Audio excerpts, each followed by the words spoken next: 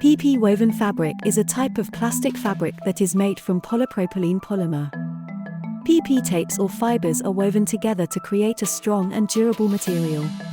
It is commonly used for a wide range of applications, including packaging, agriculture, geotextiles, and construction.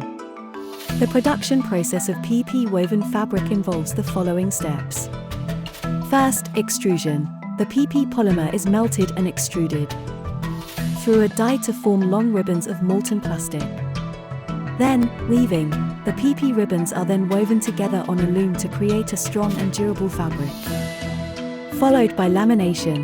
The PP woven fabric can be laminated with a layer of plastic film to provide additional protection and durability.